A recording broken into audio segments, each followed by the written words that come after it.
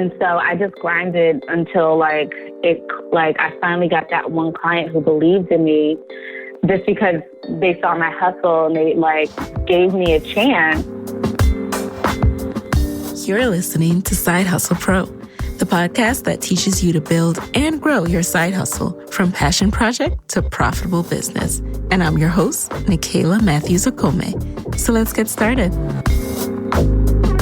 Today's episode is brought to you by Gusto. Gusto offers modern, easy payroll benefits and HR to small businesses across the country. They were even named Best Online Payroll by PC Mag. And as a Side Hustle Pro listener, you will get 3 months free when you run your first payroll. So sign up and give it a try at gusto.com/SHP. That's gusto.com/SHP. Hey, guys. Welcome back to the show. Today in the guest chair, we have Dreena Whitfield, the founder of Whit PR, a New Jersey-based boutique strategic communications firm. Dreena has had an amazing and diverse career thus far, which has spanned spearheading communications and marketing efforts for leaders in the nonprofit, corporate, and political sectors, as well as small businesses throughout the tri-state area. Her clients have been featured on Good Morning America, in the New York Times, Essence, and more. You may be familiar with Whit PR client, the Budgetnista, who has graced the Side Hustle Pro guest chair, as well as made several appearances on the Real daytime television show. On today's episode, we learn how Dreena started Whit PR in her living room in 2009 with no clients, no media contacts, and no mentors. We'll also learn about the side job she worked for years to invest in her business while it was still growing, and what side hustlers need to know about when and how to get pressed for your business when you're just getting started. So welcome to the guest chair, Dreena. Thank you. Thank you for having me. Thank you for being here. As I mentioned in the intro, I think there are a lot of misconceptions about PR, who needs it, when you need it, how you can prepare yourself. And I thought you'd be the best person to talk about this. But before we get into that, though, I'd love to know a little bit more, a peek into the life of Dreena. Who are you and what do you do? Lord, there's so many layers. No, so my name is Dreena. I started with PR maybe a little bit over 5 or 6 years ago in my living room with no client list, no media contact, nothing. Just an idea of what I wanted to do and who I wanted to work with. I went to HBCU. I went to Lincoln University in Pennsylvania, and I studied mass communications there. And they didn't really have a PR focus. So I went into marketing, and I was a communications major with a business minor. Went into marketing and took some general communications courses that, kind of just shared the umbrella of what can fall under. And I was initially going to go into TV production. But I took an internship doing PR for a nonprofit in the area. It was actually the Girl Scouts out there. And that's kind of where I got the PR bug.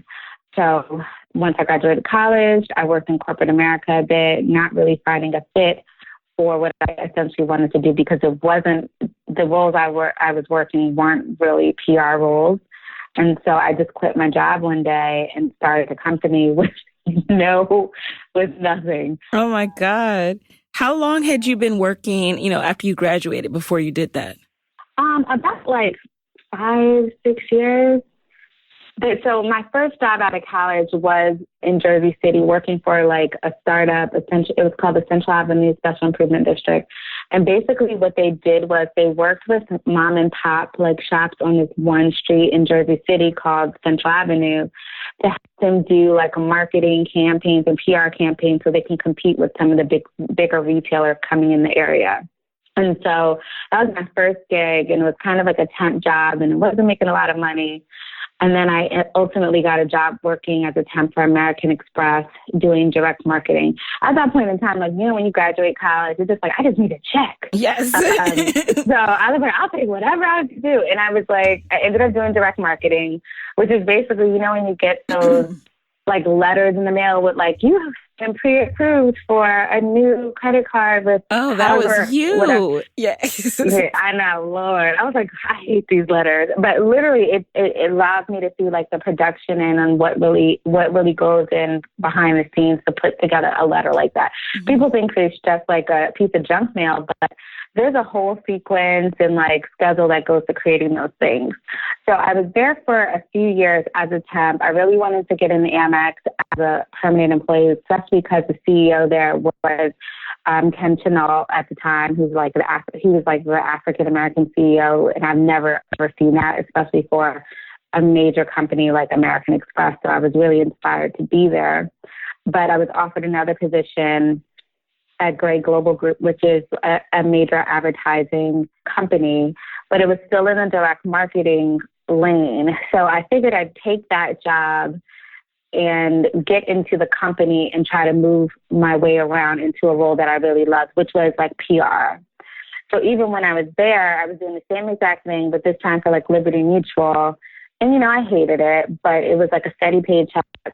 I was working in New York, which everybody like dreams of doing. Mm-hmm. And then they knew my passions, which was ultimately, at first I wanted to kind of just move into the copywriting side, which allowed you to write like the copy for like the major advertising campaigns, but also try to also finagle my way into corporate comms. It never happened just because there weren't a lot of opportunities at the time. And then I was also applying for jobs in PR. And a lot of them were like, yeah, you can start off as an intern. Right. You know, starting over is hard. It's really hard, especially when you're like, I want to check. What y'all talking about? Right. Or I should say, it's not that it's hard, but it requires sacrifice. It's not impossible. So I don't want to discourage anyone from starting over. Yeah. That's true. Because I did ultimately start completely over. But at that time, I was in that mind frame like, no, I'm not going to start off as an intern. I have bills. I need to make some money. I need to, you know, buy things. Yeah. And live a life. But I hated my job so much. And I think it's just because I knew my passion wasn't in it. And I'm the type, like, I know if I come into a space and I'm not feeling it within the first 2, 3, 4 weeks, I know it's not the space for me. Long story short, I stayed there for like a few years. And in the interim, I started like helping a lot of small businesses or entrepreneurs that I knew at the time, like really come up with like some marketing campaigns. I was like, yeah, I can help you get like some media stories. I can do PR for you. Really just selling them a story or a dream that I had not even, fully executed. And a few folks know me, and I helped them start like some of their initial marketing and PR campaigns. But it was really Tiffany, who everybody knows, like Tiffany, the Budgetnista Liche. She and I grew up together in New Jersey. Her youngest sister and I were really close growing up, and we just stayed in kind of contact over the years. I hadn't seen her in years, and we just reconnected. And she was telling me like about what she wanted to do in terms of launching the Budgetnista. And I was telling her my dream was starting a PR company. It was something like I had shared with everyone. And then we just started it in my living room. Wow. She started her company with like the 1 week budget, and I started with PR, and she was my first client. I love that. So wait, to take it back one step, why PR? It's funny because sometimes when we want to do something else and we haven't done it, then when we're exposed to it, we're like, oh, it's not what I thought it was. But you seem like you had a strong affinity and you kind of knew what it was. Did you do it in undergrad for organizations, or, how did you come about loving public relations so much? Yeah, I interned in college working for the Girl Scouts of Valley Forge in their PR department. And then for my graduating class at Lincoln University, I was the VP of Communications and PR. And so even during my studies at undergrad, I got to see like there's so many different layers of PR. You know, a lot of people get hung up on like, oh, you get to do like fly parties and like be around celebrities, et cetera. And, you know, that's not necessarily it all the time. It really isn't. But I really loved the like pitching piece and like seeing something go from just a concept to actual, like an actual placement or story. And I don't know, I just love it. I don't know. A lot of people that I know that are in this space, they ultimately hate like the one thing that's a crucial part of PR, and that's like pitching. A lot of people I know hate that piece. But I mean, I love it. I don't, that's so you know, good. I'm just weird, but I do like pitching now, well, for myself, but you want to know something funny? My first job out of undergrad, my second job, because I transferred within MTV and I was working in PR, and I'm like those people. I was this scared 23, 24-year-old, hated pitching. I was like, these people are going to hang up on me. At first you're like, exactly. At first you're like scared, but then you're like, why are you? They're just an everyday person like you. So, and they need content. They need, you know, new information. So it's a relationship where both people need each other as long as it's a good fit. But let's talk a little bit more about that. So what is PR in your own words for those who really don't understand the difference between that and marketing and how the two combine? So the way I like to explain it is like the difference between PR and marketing is this. Marketing is like a brand saying like, oh, we're amazing. I'm amazing. We're amazing. And then PR is like someone actually saying, yeah, they're amazing, and getting the buy-in from folks.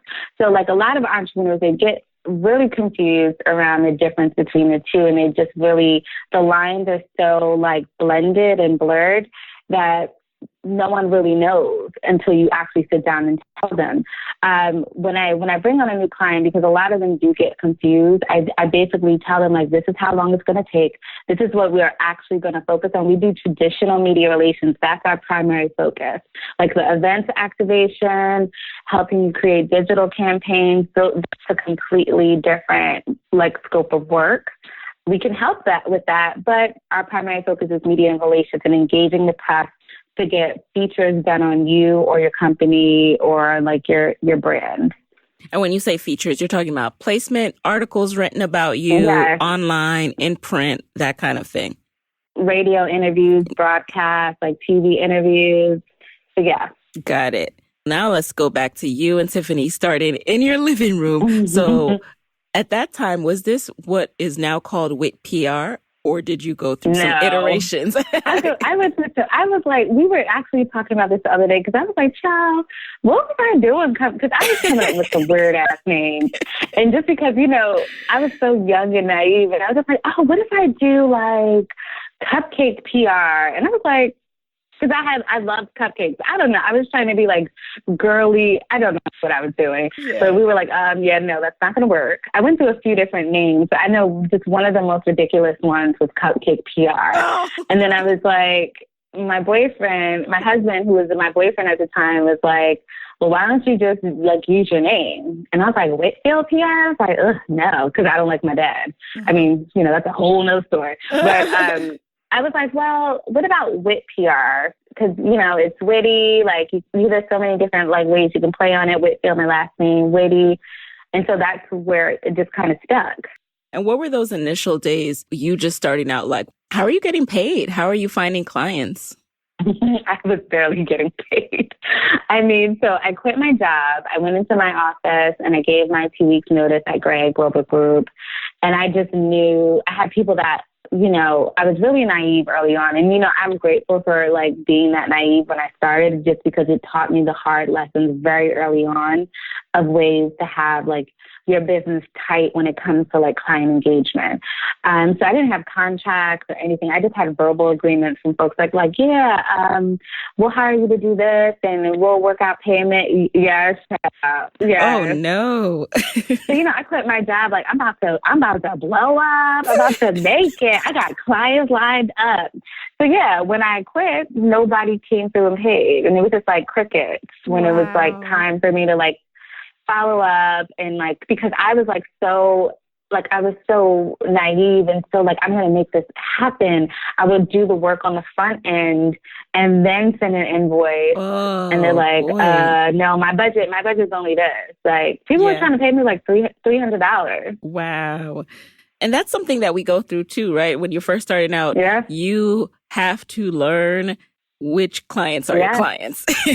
Yep. And yep. You can't pick on anyone, everyone. Mm-hmm. Did you find yourself starting with the friend circle and having to move away from that? I did, because like I said, I wasn't getting paid. So even part of that was, you know, I quit my job. I had my own apartment and everything. And I was like, I need to figure out how I'm going to like survive, because no one's really paying me. Because PR is such a trade that people, you don't see your results instantaneously. And folks aren't like, they're really scared to invest in PR just because of that. And then there's so many like, you know, just shady PR people who will like work with folks, take their money, not do the work. I've had so many clients or folks tell me like horror stories that I feel really bad. Mm-hmm. But when I started, I had to ultimately go back and work into retail while I built up with PR. So I was at J. Crew in Jersey, Short Hills Mall, folding up shirts and taking customers, all the while I was still trying to build with PR. That's I had real. quit my corporate job. Yeah. I had quit my corporate job to like start a company that didn't really have financial backing. It didn't really have a solid client list. I didn't have any media contacts. I was just like, I had a dream, and I was like, this is what I really want to do. And I'm one of those folks that are really like stubborn when it comes to like really doing things that I know I can do. Mm-hmm. And so I ended up working back at J. Crew for a minute. It was embarrassing, yes, because I saw people that I knew, but I knew my end goal was like, I wanted to have a company, a viable company where I could legit like have clients, I could have a staff. And if this is what I got to go through, this is what I got to go through. And I had a really supportive, like my family was super supportive. My boyfriend at the time was super supportive, who's now my husband. And so I just grinded until like I finally got that one client who believed in me just because they saw my hustle and they like gave me a chance. Yeah. And it was actually this guy named LeVar Young, who was the CEO of this organization called Newark Now, which is the nonprofit organization founded by Senator Cory Booker when he was mayor of Newark. And he was like my first legit like paying client. It wasn't even a lot now that I think back, but he was like, yeah, I'll pay you to have you do social media and PR and write help press releases for the organization as a consultant, because he saw the hustle. And then as a result, like he like connected me to a few other folks over the years who've helped me secure contracts. Nice. I can so relate to taking a few steps back as you try to figure out your path, but you really have to have that vision. You're so right. You have to know that, listen, I might not know where exactly and how it will all fall into place, but I know that thing I was doing before is not it. I know that wasn't for me. Yeah. And that was also my drive. Like, well, I know what is not for me. Now, as you were learning and perfecting your craft, were you also taking classes in PR? Because a lot of this sounds, and, you know, correct me if I'm wrong, like you were kind of learning and teaching yourself. Well, yeah. So I did, I took PR courses in undergrad. I had some on-the-job like experience when I was working for the first organization out of college. And then I was part of it teaching myself, but then I also went back to get my master's in strategic communications at Seton Hall University. Okay. And that provided me additional course load. But, you know, when I was there actually pursuing and taking my classes, I was like, these are things that I've already learned because of like just my day-to-day work. There's nothing can replace experience, right? Yeah. Like they'll give you fake assignments. You know, school is awesome. And you need the mix of both. Like you need the structure, the frameworks, but then you also have to go out and implement it to truly learn what works, what doesn't. Yeah. Speaking of what works, what doesn't now, okay, let's talk about these pitches. So you are a new publicist trying to get your clients in the door on major publications, broadcasts, radio shows. How did you break into those circles, those networks and get your clients the exposure when you're just starting out? Yeah, I mean, it also goes back to like my upbringing, because one of the things that I used to do when I was little was I would write fictional like stories for my like my friends, and like in middle school, and I would like write like this whole little like fictional novel and share it to them. Like, here's chapter 1, y'all. Here's chapter 2. Here's what happened, and it really it helped me develop my love of storytelling. So I've always loved to write, especially when I'm writing like a story. So when, like, for instance, with Tiffany, my first pitch for her was around how she like climbed out of like such a huge amount of debt, and how like she's a brown girl trying to teach folks personal finance. There was nobody doing that at that time. And so literally I just would crank out these pitches and send it far and wide and just follow up aggressively. Like I said, I had no contact. So I was just like, okay, so I'm going to call, I'm going to email again, and I'm going to call until somebody finally was like, okay, yeah. And then it also helped that Tiffany was developing her own brand. Like, she's a marketing like genius. Yes. So like the work she was doing on her end, coupled with what I was doing like for the external facing work, it just, blended together nicely, and we finally got some media attention. It was local and it was small, but like I tell entrepreneurs all the time, like, that's where you need to start first. You need to build that support in your home base. It allows you to practice. It allows you to like develop some media and brand awareness in your area, to kind of like help develop you as an expert. That's a really good piece of advice. And you're so correct in that. It's something that you often don't leverage, because you're so focused on, like, you got stars in your eyes. You're thinking of like, what am I really doing in my neighborhood? Who knows me here? Exactly. But the thing is, like, you can't get on The Real or Good Morning America or Today Show. I mean, you can, don't get me wrong, but it's always best to practice on like a smaller market. When Tiffany would first go and do TV interviews, she would be up there like, yes, and girl, and ooh. And I would be like, who is that talking like that? She does not do that now, because we had like extensive media training. Like, we would look back at the tapings and the recordings and be like, yo, you can't do this. Like, this is not how you can, like, is this how you want to present yourself to like the general market? No. Yeah. Starting locally allows you to practice. And it allows you to like just build like your media clips. When was it that you said, okay, I can quit J. Crew, I can quit, looking for a full-time job, and I'm going to bet on myself, and I can now do this full-time? I think it was after I started working with North Now. I think I secured a few, like maybe 2 other clients that were helping to like, offset the cost and really to help me supplement what I would be making, like if I was still working in corporate America, or even just what I was making at J. Crew. I stood at J. Crew for a minute just because of like the discounts were really good and the hours, I could essentially be there at 6 a.m. to 9 a.m. helping the merchandise team get the store ready, and then I can bounce and still go do my company. Oh, so I didn't fully quit J. Crew I haven't worked there in years, but like I worked there for at least like 2 or 3 years while I still built up Whit PR. Okay. And now, before we jump into some of the kind of do's and don'ts for entrepreneurs, can you share in your own business? I know one of the biggest things with publicists and working with a PR agency is the whole retainer. Can you tell us, what that is, how is it structured, and why is it so important? What I did was I developed our retainer like with trial and error. And then like as I grew into like my space and like being like recognized by folks, I took on a mentor at Prudential. Her name is Dawn Kelly. She was the VP of comms there. And she really helped me like figure out, okay, like these are what these big white boys are doing. Like, so I can see like you got some like, I can see like something in you. Let me help you structure how to develop a retainer, how to create contracts and all of that. And so I really just based it off of like initially I based it off of like a monthly rate, an hourly rate, and how many hours I think something would take. And then now that I have a team, I have to factor in like salaries and hours allocated towards specific projects. Okay. So like even like with PR, a minimum PR retainer can start off as low as like $3,000, but you can also get clients that pay you up to $10,000 a month.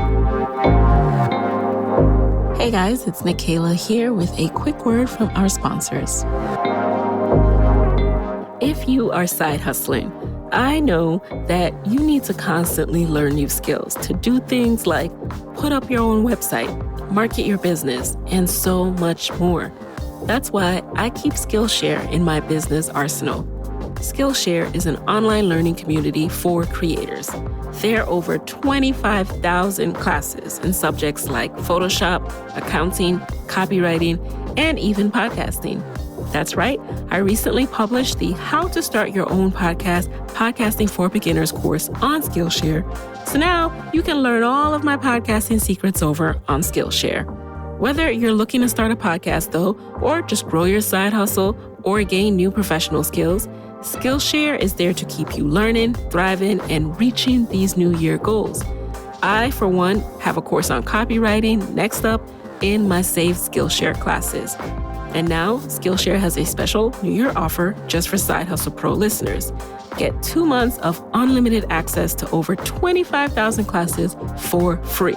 To sign up, go to Skillshare.com/Nicaila. That's Nicaila. Again, go to Skillshare.com/Nicaila to start your 2 months now. One more time, that's Skillshare.com/Nicaila, Nicaila. If you have a business or you know someone who does, you probably know by now that small business owners, we wear a lot of hats. And some of those hats are mad fun, I'm not gonna lie. But some of them, like filing taxes and running payroll, they're not so great. That's where Gusto comes in. Gusto makes payroll, taxes, and HR actually easy for us small businesses. It's fast with simple payroll processing, benefits, and expert HR support all in one place. Gusto automatically pays and files your federal, state, and local taxes, so you don't have to worry about all that. Plus, they make it easy to add on things like health benefits and even 401ks for your team. So those old school clunky payroll providers that you probably thought you had to look at, they just weren't built for the way we work as modern small businesses, but Gusto is. So let them wear all of those hats for you. You have better things to do. Side Hustle Pro listeners, you get 3 months free when you run your first payroll. So test it out. See for yourself at gusto.com/SHP. That's gusto.com/SHP. Now, when did you start taking on a team? So you are now how many years into Whit PR, and how big is your team? Right now, there's about 5 people on my team. And I mean, when I started a few years ago, I would always need someone, there were always folks that wanted to help me. So I would have interns. I would have people that would be like an assistant to just help with some of the day-to-day work, because essentially because we're a small company, when you come in, it's like an all hands-on approach. Mm-hmm. So even interns that come in, they get to get their feet wet doing some pitching, building media lists, figuring out Vision, which is the database that we use for building media lists, and really get a lot of hands-on experience. And so you are now how many years in? I did go back into work in-house for the city of Newark when Senator Booker's last term as mayor, and that was back in 2013. So even before 2013, I had started with PR maybe 3 or 4 years before that. Okay. So now, Dreena, what would you say has been your biggest blunder? Something you look back at and you're like, I cannot believe I did that as an entrepreneur. Oh, wow. Lord, there's so many. I think really just jumping out the window and getting an office sooner than I needed to. Before I started working for the senator who was then mayor in 2013, I had an office space in downtown Newark. And, people want to be a boss. They want to have an office space, and they want to have a team and staff. And really, naively, when I did that, I wasn't really thinking about all of my overhead costs that came with that. So there was the rent. There was the Vision database that I was using that really only, a lot of PR people, they go in on Vision with other PR folks. Mm-hmm. I really just paid for that out of pocket myself, which is a lot and a huge investment. But I was like, this is what I need. And then I had a team. And then I wasn't properly charging clients monthly payments because I was so ante to get just to get the experience and to get the clients. I wasn't really balancing out my sheets like the right way. But I have an amazing person now who helps keep me in line. All right. So that was like a major, like the main thing, like if you're an entrepreneur, you have to have someone who can balance your books and someone that you can trust, because you need to be solely focused on, I mean, you do need to have your hand in that, but you also need to focus on, like, if you're a publicist, you need to be pitching your clients. If you're a chef, you need to be out there, like, cooking and creating recipes and catering events. Like, you know, there's so many different elements of being an entrepreneur. Like, you have to really have folks in place that you can trust and rely on to get the job done. Amen.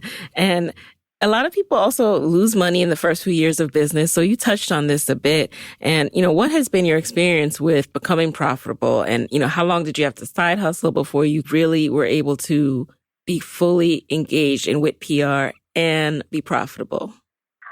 I had to like side hustle for a few years. Like even now, like I'm in a really great space, but I feel like we could do better, right? So I'm trying to figure out different ways to make sure we're doing the profits that come into the business aren't just coming in from a client, you know, company, like, you know, exchange. But it took a little bit of time. Like, you know, there's also like, that's why having that person who can like help manage your books, to be a bookkeeper and follow up on invoices and retainers, like that's somebody like that's key to my company. That was a major hurdle for me, was getting over that, like really allowing somebody and trusting someone to like be my invoice and financial person. Because PR is such like, a lot of my clients, when they come on and we work together for a while, we ultimately become like friends. Like, so we start off with a professional relationship, but then we build like a personal one. So there's always like that sticky part of, oh girl, can I get my invoice paid? Right. How do you deal with that?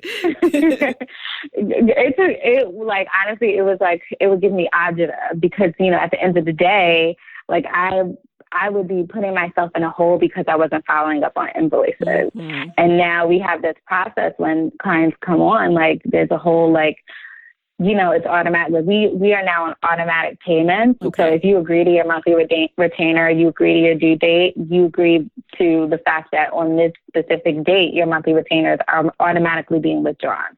So we don't have to worry about checks.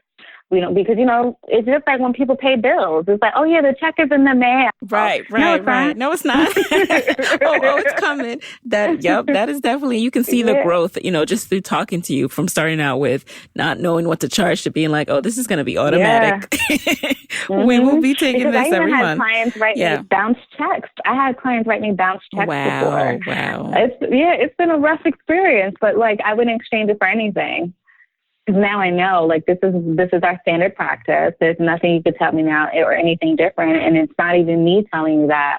It's Tammy on my team who's telling you that. Mm-hmm. Because, you know, it's hard, like, separating the two. So that's why she's a key part of my team. Okay. And how do you assess serious clients? When someone comes to work with you, how do you assess if they are a good fit? You know, this was hard for me as I built out Whit PR, just because, like I said, I was just trying to build up my roster, but it also taught me the sort of clients that I want to work with and the sort of clients that I don't want to work with.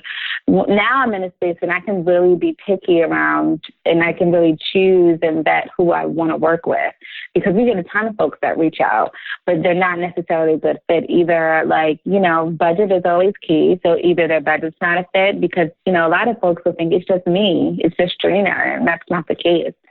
So the budget has to be in alignment. Their mission and like their brand has to be in alignment. Like I'm really keen. Like for a while, I didn't want to get pigeonholed into like the Black space, but you know, that's where I thrive. I've been able to help many African American women like shine and tell their stories, and I accept that and I love it. So just making sure they're in alignment with like my core values as a person and why I created my brand, why I created Whit PR. Okay. And I'm really also key on not taking on clients that are in the same space as some of our clients that are already on retainer. So, you know, everyone knows that Tiffany Elite is our client. So I'm not going to take on another personal finance expert. Folks know that Patrice Culler is co-founder, or maybe they don't, co-founder of Black Lives Matter, is our client, so I'm not going to take on another client in that space. I'm really keen on like making sure like I'm taking on clients in different spaces, but that also just tie back to like my personal like vision and mission for Whit PR. Now, let us get our listeners information. What do side hustlers need to know? And, entrepreneurs, as we are getting our businesses off the ground, how do we get ready to pursue PR? And when do we know if we're ready for PR? So, I just did like a live with Tiffany for this, for her Dream Builders group. And the 6 things that I shared with, what's it say? It might have been 6. The 6 things that I shared with her group of folks to let them know, like, this is how you know you're ready to get this is what you need to have in order to get ready for media. Okay. It's a professional headshot. Okay. Because not a selfie, because people still think that's good to you, not necessarily, because you need if you're thinking about press, they need photos that are high enough like resolution. So like if they do use it on the website or they do run it in print, it's not pixelated. And you also wanted to make sure like it's like the best reflection of your brand. So having a professional headshot is key. Like that's one of the things you need to invest in as an entrepreneur. If you're in your side hustle phase and you're trying to build it up, get you a dope photographer that can do some great headshots. And if you can't even afford somebody, like go to Sears or something and just rock out with one of those for now until you can afford a photographer. Secondly is like a professional website. And even in the startup phase, like I know like websites can be expensive, but there's so many resources now that you can use to create your own. So like there's Squarespace, which shares like a ton of templates that you can use and emulate just to get something like done. Yes. And there's also about.me. So like if you're an author or if you're like building out your personal brand, you can just create an about.me page, which is like literally just your headshot and like either your bio or a blurb or whatever you want to put up there, just to have something with a digital presence. Third would be like making sure your social media presence is a direct reflection of your brand. So if you are building your brand as like a political commentator or whatever, I don't want to go to your social media page and see like you're doing some wild stuff on social, because then that's not going to help you when it comes to pitching, And then fourthly, like if you can have some past hits, that, like I said, that's always key because it allows you to practice. But also when pitching, a lot of times media outlets or journalists will do a quick Google search to see, even if you've had any past practice, to see how you're on camera, to see like what sort of sound bites you have, to know if you're a fit for them. And then fifth, I would just say patience. I think it was only 5. My bad, y'all. Okay. Just patience and knowing that it's going to take a little bit. It's going to take some time before you actually get the press that you ideally want or dream of. A lot of folks just think like hiring a publicist is like, yo, tomorrow I'm going to be in Essence or I'm going to be on like Today's Show or whatever. And it takes time. Like there are those like anomalies where that does happen. But even when that does happen, you have to be ready. So the misconceptions that I referred to in the beginning is sometimes with PR and, in the age of social media, people think they can do it all themselves and, they can be discovered without a publicist. What are your thoughts on that? And what's the difference between when you do it yourself and when you truly invest in a professional? Well, I mean, when you do it yourself, a lot of folks do technically do it themselves until it's too overwhelming for them. But even when you do it yourself, you don't, like, there's a certain level of professionalism that's required for PR. Like, you want to invest in someone who gets it, who understands, like, the time it takes. Like, because, if you're doing it yourself, sometimes people just disregard that journalists and producers and writers are actually people. They have timelines. They have an inbox flooded with a ton of things. So they're like, why aren't they responding to my email? And then they go into stalker mode. And then sometimes they're just not doing it right. They don't have the right, like I said, like headshots, images. They don't have the right talking points. They're looking they're not looking professional or like media ready when they're on camera. So hiring a publicist will help you like accomplish all those things. So the first thing that we do is like a full scrub of like your brand. So I'll look at your headshots. I'll look at your website. I'll look at your social. I'll look at your past presence and see how we can provide feedback and what's a great way for you to pivot, or what's the next level of creating awareness for you. Like, so for instance, with Patrice, for example, when I first started working with her, it's more so around elevating her profile and letting folks know who the actual co-founders of Black Lives Matter were. Just because, there were a lot of misconceptions. And, to this day, folks didn't even know that 3 Black women started that. Yeah, I was only working with one, but like just elevating that like narrative of like, no, there were 3 Black women that started this, and Patrice was one of them. So the primary focus was to elevate her profile, then to build awareness around her book, which ultimately became a New York Times bestseller. And then thirdly, right now what we're focusing on is elevating her in the art space, because she's a performance artist at core. So like being a publicist will help you also peel back those layers to your story and figure out different ways you can like elevate beyond what you're initially thinking.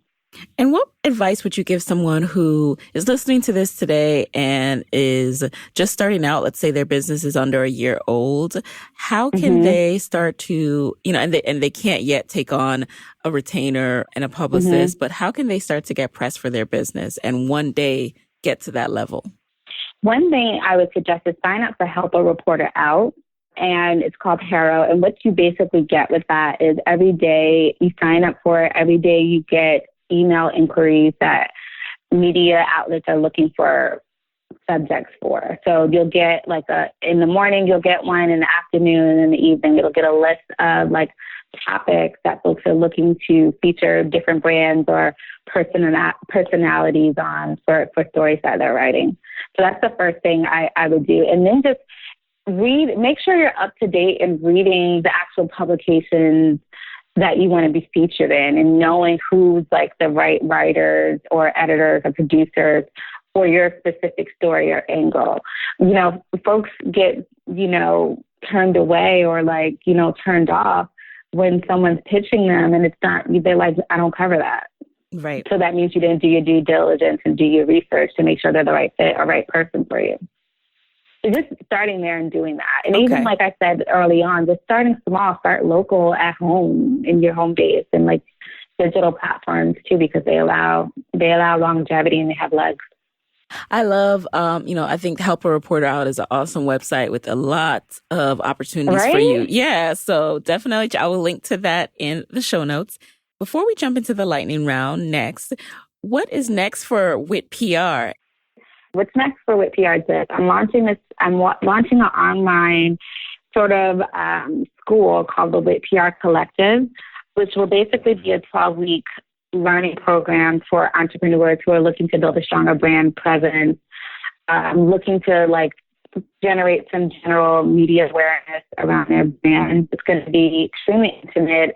It's going to be limited enrollment, so there's only going to be 15 seats for every 3-month cohort each, and they'll get a full curriculum from like how to craft a press release to pitching 101, what PR can do for you, how to prepare for a media interview.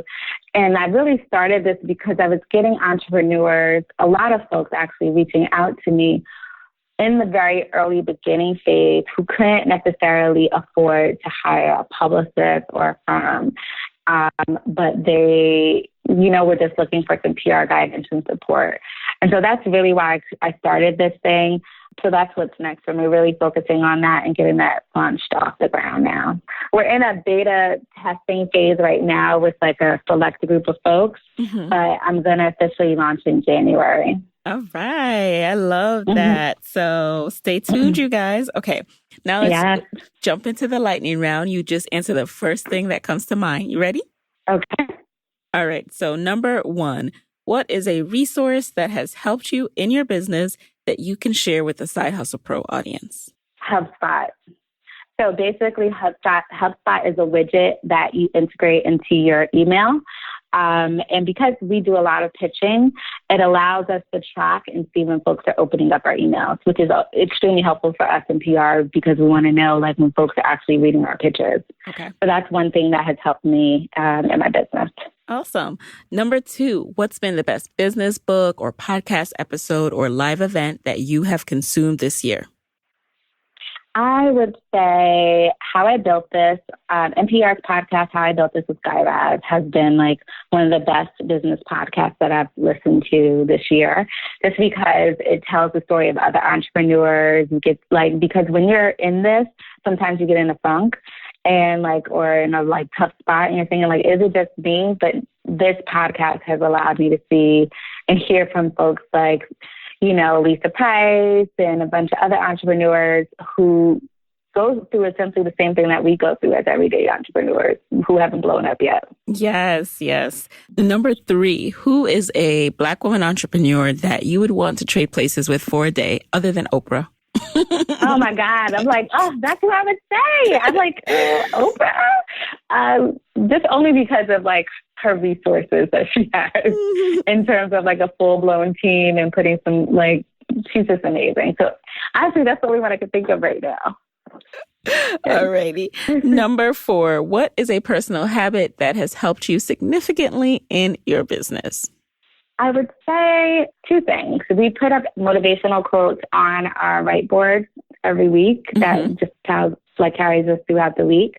But then also for me personally, I would say taking classes at SoulCycle, just because it has helped me to like relieve stress, allows me to refocus, like after I come out of that class, and allows me to like burn calories at the same time and work out. All right. And then finally, what is your parting advice for fellow women entrepreneurs who want to be their own boss, but are worried about losing that steady paycheck? I would say have faith, but also if you could stay at your full-time job as long as possible while you're still building up your business, do that so you can have that additional income coming in while you're pursuing your dream. Just because I didn't have that. And sometimes I wish I did, but I'm extremely grateful for the path that I ended up going on. And finally, Dreena, how can people connect with you after this episode and stay in the loop for when you launch? You can follow me on Instagram or really Instagram and Twitter at Dreena Whit PR. And then you can always visit whitpr.com for additional services and additional information on the business. But you can also go to whitprcollective.com to learn more information about the online school. All right. And there you have it. Hey guys, thanks for listening to Side Hustle Pro. If you want to hear more from me, head on over to sidehustlepro.co/Side Hustle Corner to get my weekly Side Hustle Diaries chronicles about my own journey from passion project to profitable business. And if you want to find me online, I'm at Side Hustle Pro on Instagram, Twitter, and Facebook. Don't forget to join the Side Hustle Pro Facebook community. Go to sidehustlepro.co/mastermind. And as always, if you love the show, do me a favor and subscribe, rate, and review on iTunes. Thanks, guys. Talk to you next week.